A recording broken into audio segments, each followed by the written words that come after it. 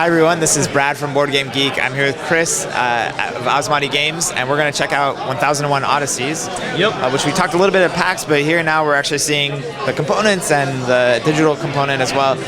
Can you give us a quick overview on the game for those that don't remember? So the idea here, we loved Tales of the Arabian Nights and games like that in a storybook, and we thought we would love to bring this into the new era of gaming.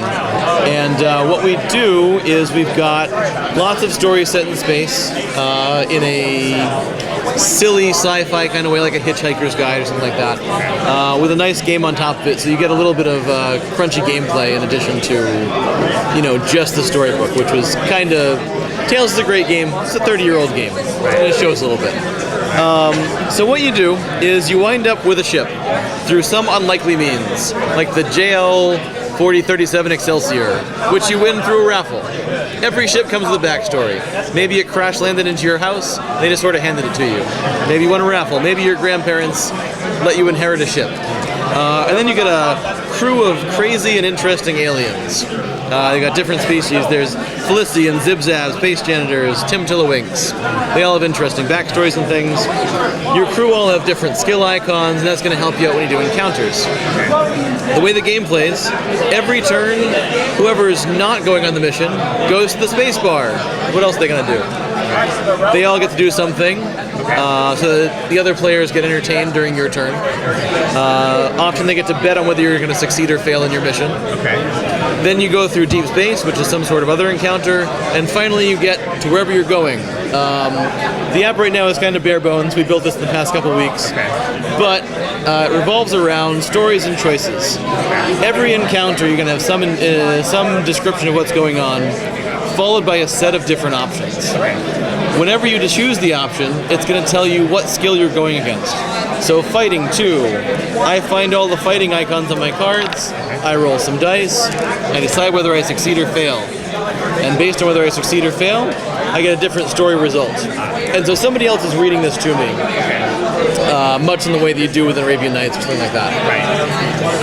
And you get rewards, you get new passengers, you get credits, you get space junk. And you just keep going around doing adventures until eventually a space crisis rolls up. So during the first half of the game, it's quasi-competitive. Everyone's racing to get the best stuff. When the space crisis shows up, it turns into a cooperative game. Whoever did the best during the first part, whoever upgraded their ship the most, is the leader. And they are in charge nominally. They get to order people around. But it's a space crisis. So Space Crisis 1 is that a giant galaxy cat is coming to swallow the galaxy. Further studies show that the galaxy looks suspiciously like a ball of yarn. That is quite a crisis. So all the people have to band together to fend off the giant space cat with that person in charge. So if you fail, it's their fault. But if you win, they get all the credit. Much like any leadership position. So it's an interesting mix of a competitive race game, which is very casual competition.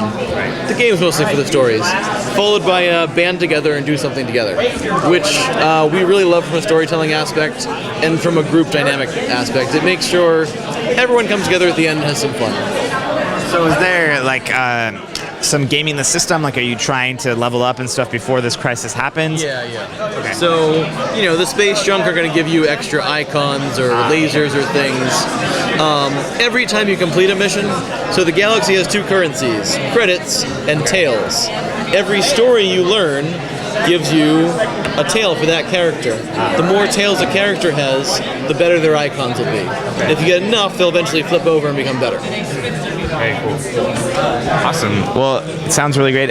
What's kind of the timeline on this game? So this is the super early alpha build, as you can see from the stark white background. We would love to have it out next year. It might be 12, 18 months. We have a lot of stories to write. So a game like this needs, 400, 500, 600 stories just to support that game, actually. somebody playing more than once. And that takes a while. Yeah, definitely you got your work cut out for you, I think.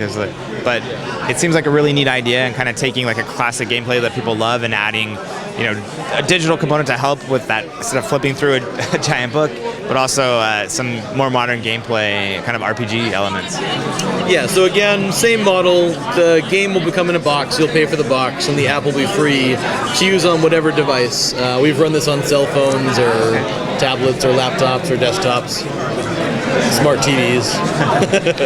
Awesome. Well, thank you so much, and we'll look forward to checking this one out next year. Thank you very much.